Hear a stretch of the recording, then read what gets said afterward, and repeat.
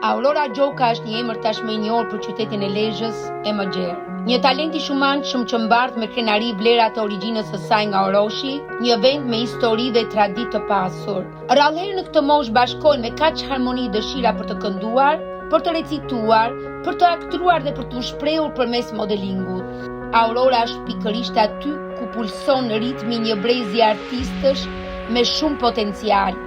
Sot, ajo vjen me recitalin e saj të parë, duke shënuar një hap të rëndësishëm në rrugtimin e saj artistik dhe duke na ftuar të ndajmë së bashku emocionin, bukurinë dhe pasionin që sjell ajo në skenë. Filloi të marrë mësimet e para të kantos në moshën 5 vjeçare me mësuese albanën, pa u ndarë prej saj në rrugtimin e nisur, sepse një zë i mirë, shpirt artisti, kultivohet nga profesionistë të zëri dhe të shpirti. Fati i këtij kultivimi lidhet dhe me shkollën, si folea e ngrohtë e rritjes së saj me emrin e simbolit mitik të Lezhës, Beslidhja.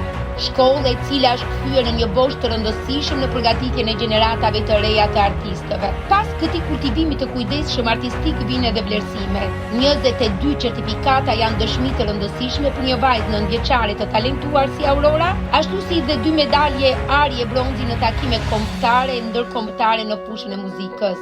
Aftësitë e saj në aktrim do ta bëjnë Aurorën aktoren kryesore në 2 filma artistik. Në vitin 2025 u prezantua me rolin kryesor Agenti 003 në filmin Kthimi i Shpresës nga Elvis Peçi dhe është përsëri protagonistja kryesore në filmin Lugina e Djalit 2, një zhanër të jetë i vështirë dhe intrigues dhe për aktorë të rritur nga Ergys Keta. Modelingu është një tjetër pasion i Aurorës son ku ajo sjell një paraqitje magjepsëse, elegante dhe plot finesë. Aurora shndrua shumë shpejt në epicentrin e vëmendjes në këtë fushë, duke realizatuar hijeshi natyrale dhe vetbesimin e një artisti të formuar me një elegancë të veçantë për moshën e saj. Aurora duket sikur ka lindur për skenën, ndaj vjen bindshëm dhe pas forcën në recitalin e saj të parë. Këtë natë ajo do të na tregojë se nuk vjen thjesht për ta kënduar këngën, por për ta jetuar atë, duke na bërë që të udhtojmë mes nostalgjisë, bukurisë dhe emocioneve të pastra.